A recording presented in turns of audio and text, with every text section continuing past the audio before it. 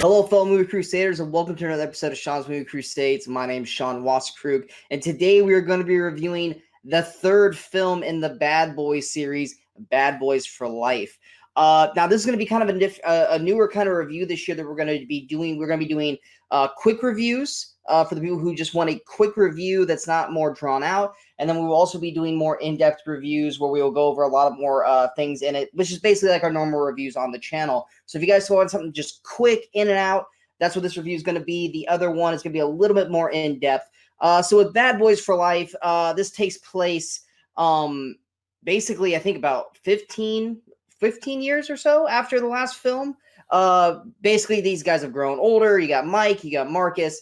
Their lives have changed. Mike is still clinging on to his bad boy lifestyle while Marcus is on the brink of retirement. He's ready to be a grandfather. He's ready to just finally be at peace with himself. But when a mysterious assassin comes in and immediately tries to take out Mike, things change, and everyone who's connected to Mike's life is now in danger.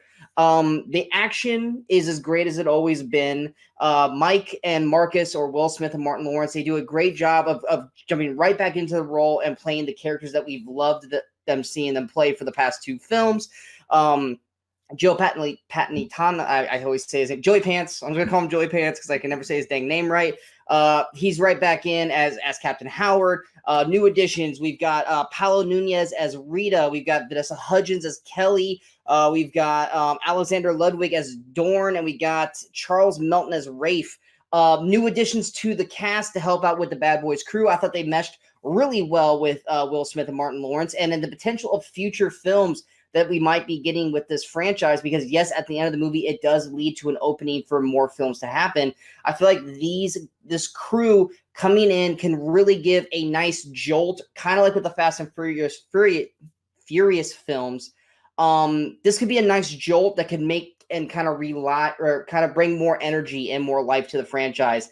And I think with Will Smith and Martin Lawrence, they could potentially bow out of this franchise with these new characters, more Martin Lawrence and Will Smith, because Martin Lawrence really looks like he's not really wanting to do this anymore, while Will Smith just looks to be having fun like he always does.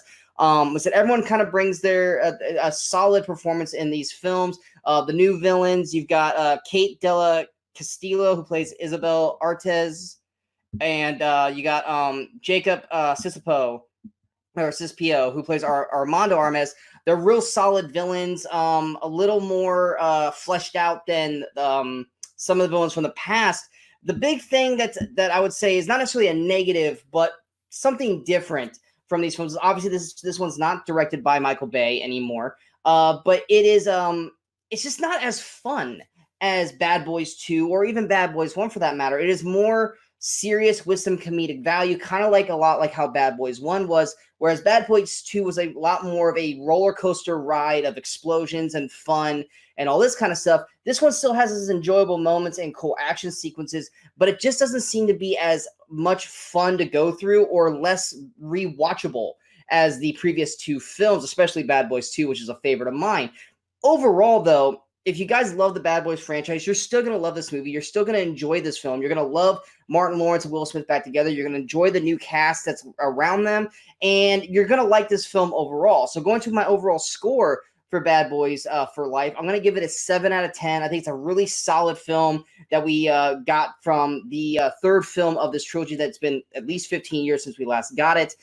Yes, there's some little hiccups here in terms of timeline that doesn't make a whole lot of sense, and some other things in the movie that are just not quite clean. But for a Bad Boys film, it is probably the best put together movie out of the trilogy, even it might not be nearly as fun as the previous films. But yes, that is the quick review for Bad Boys for Life. If you guys want a little bit more of an in-depth review, feel free to check out the actual Bad Boys for Life review, where I'll go a little bit more into what I'm saying right here. But for now, that is the review for Bad Boys for Life. If you guys feel like this review is worth sharing, hit that share button. If you guys feel like this review is worth liking, hit that like button. But most importantly, don't forget that subscribe button to Sean's Movie Crusades. And until next time, in case we don't see you, good morning, good afternoon, and good night, Movie Crusaders.